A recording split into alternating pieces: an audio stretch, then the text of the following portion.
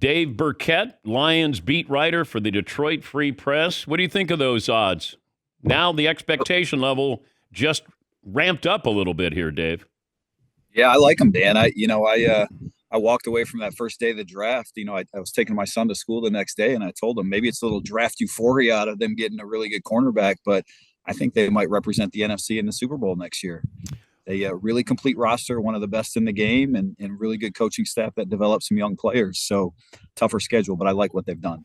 And they signed up their star players. I mean, Penny Sewell and Amon-Ra St. Brown. And then we knew Goff was going to get paid, or at least we thought. What did you make of the contract that he got?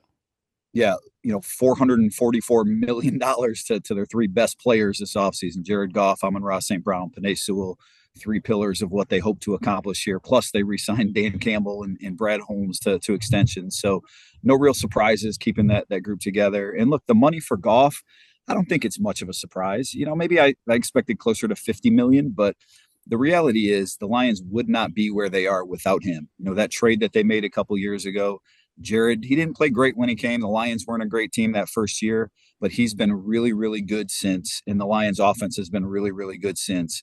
And without him, without that offensive line, without Amon-Ra St. Brown, I don't think this team is as high in those odds as you talked about earlier. Yeah, I was just wondering that you look at Goff's contract, and he didn't have any leverage here, did he? No, I mean, look, he was going to be entering the last year of his deal. This year was going to be the last year of his deal. But I think it was a situation from the Lions standpoint, like they've got a really good thing going right now. Why upset the apple cart? They wanted to get it done, as Brad Holmes said this week or last week. Jared is deserving of an extension, and certainly the way the cap has gone up, I don't think this money will hamstring him or hamstring them in terms of what they want to do in the future. When's the last time the Lions had this kind of expectations? Not in my lifetime. I mean, maybe 1991, 92, right? They were coming off that 1991 season. They made the NFC Championship game. Barry Sanders at the top of his game. They were certainly one of the best teams in the league that year. But you look at that offseason, they had lost Mike Utley the end of the season before. Eric Andolsek, another offensive lineman, died that offseason in a tragic accident outside his home. So there wasn't, I don't think any offseason has really, measured up to this one in terms of coming off a really good year and then seemingly taking the next step, at least doing the right things in the draft by locking up key players, even in free agency, Dan.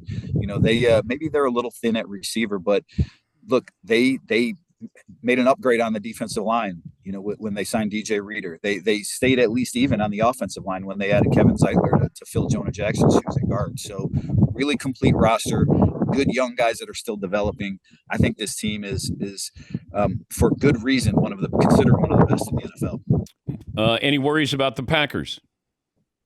Yeah, look, the schedule is going to be tougher. They play a first-place schedule. The division is going to be tougher. I think the Bears are going to be better this year. Certainly the way Green Bay finished last year and the way Jordan Love has played in his first season as a starter. It's not going to be a cakewalk for the Lions. And, if you're looking at some of those odds and who represents the NFC in the Super Bowl, maybe the Lions are an 11th 13th division winner, and that prevents them from having the number one seed. So maybe that's something a wrench that could be thrown in the mix. Dave, good to join us. Thank you for joining us, and we'll talk to you once season gets started. Got it, Dan. Anytime. That's Dave Birkett, Lions beat writer, Detroit Free Press. The wind, he was outside, so just in case you were wondering, joining us from outside time. Yeah, he's getting some work done inside his home. If anyone was interested in that. Yeah. Oh, like insulation? Do we have any details? Yeah.